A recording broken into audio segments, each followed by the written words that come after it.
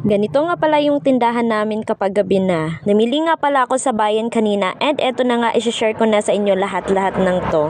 Hi guys! Welcome back to my video. So guys, for today's video is eto lang muna yung gagawan ko ng content kasi nga wala akong time kapag araw and sobrang ingay talaga dito sa amin. Namili nga pala ako ng mga paninda. Ayan. Ito yung bagong product na nakita ko doon sa pinagkukunan ko ng mga candies. Ito yung Sugar Rush Chewy Candy. Ayan. Sa isang lagayan is 30 pieces na siya.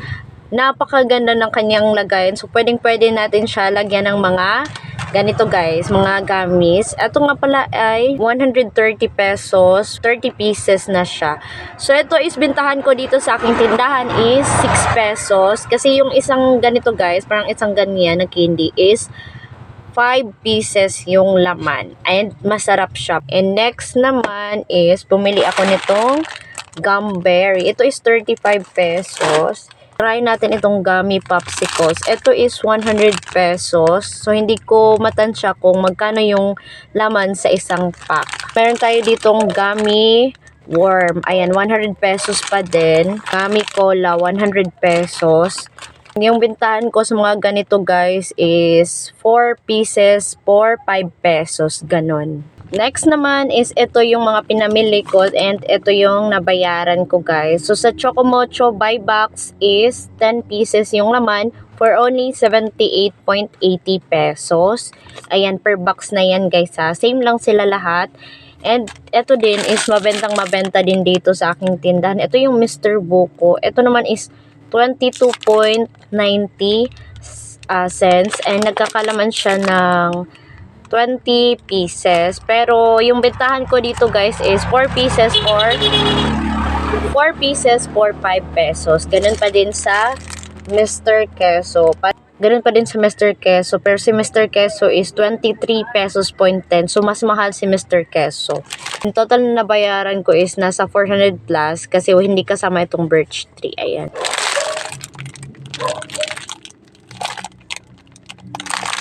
Iba't ibang sizes at kulay for only 65 pesos. Dito naman tayo sa mga chinelas guys. Ito is wholesale price, 68 pesos. Next is, namili ako ng sandals. Ganitong klase na sandals. Ito is, nakalimutan ko yung price. Ay, ito pala, naka-indicate naman. Ayan yung kanyang price. So, 105 pesos. Next, ayan, bumili ako ng mga damit.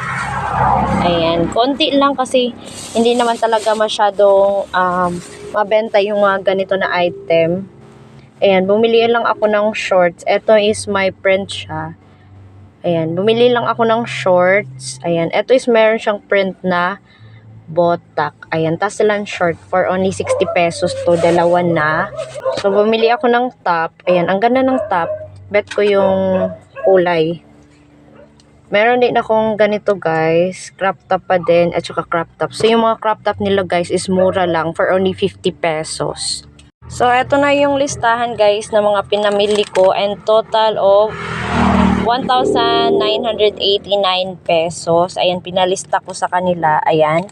Eto sa mga ganito guys, yung tawag dito guys, bubbles. Sa bubbles is, ayan, 6 yung binili ko and yung price is 17 pesos. Sa Skin Fighter guys, ito is mabenta ito dito sa aking tindahan. Ito siya, Skin Fighter is 25 pesos.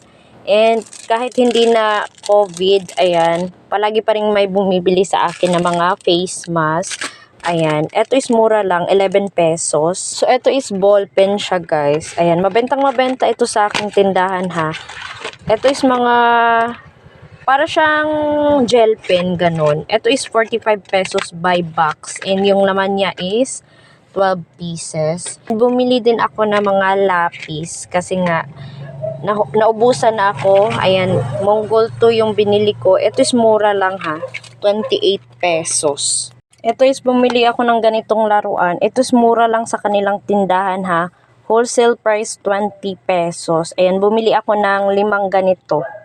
Ayan, 1, 2, 3, 4, 5. Ito naman ng mga klase ng mga laruan is 12 pesos. So, bumili ako nito ng 2 lang. Ayan, water gun, 12 pesos pa din. Ayan, 2, 3, 4, Para siyang beach toys, ayan, for only 43 pesos. So, dalawa lang yung binili ko na ganito. Ito, bumili din ako ng ganitong klaseng laruan. Ito siguro yung tag 30 at saka 33. Ayan, ito, meron akong ganitong design. Meron din ganito. Tsaka ito.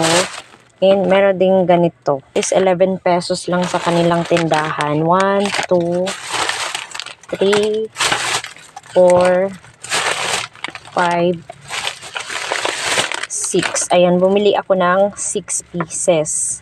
Meron akong ganitong klase na tumbler. Meron siyang nakalagay na hello. Ayan, ang ganda ng kanyang design. So, dalawang klase lang yung binili ko na ganito, guys. Ito is 70 pesos wholesale price. Meron akong blue dito, guys.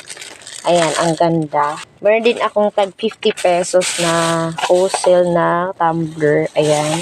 Meron akong blue and isa naman is purple. Ayan. Next is, bumili ako ng brush kasi naubusan na ako dito, guys. Ito wholesale price, 120 pesos. And yung laman niya is 10 pieces. Ayan, 2, 4, 6, 8, 10. Next is, bumili ako ng ganito na set. Ayan, nagtry muna ako ng dalawa. So, kung mabenta ba siya dito sa aking tindahan. Ito is mura lang, guys, ha. 25 pesos. Ayan, meron siyang 4 na lapis, meron siyang eraser, merong ruler, merong sharpener. Ito hindi ko alam kung ano to, para siyang pang design. And ito naman is ball pen. Ayan, meron akong kulay blue and kulay pink. And last na sa kanilang tindahan, guys, is bumili ako ng ganitong klase na tsinelas. Ay wholesale price pa din to, guys, ha. Ito is nasa 110 pesos wholesale price. So, anim to is worth 660 pesos. So, yun lang po for today's video and I hope may natutunan po kayo sa aking mga shinare ng mga item and sa bawat prices po nila. Thank you for watching, guys. Please don't forget to like, comment, share, and subscribe. Goodbye. Happy selling!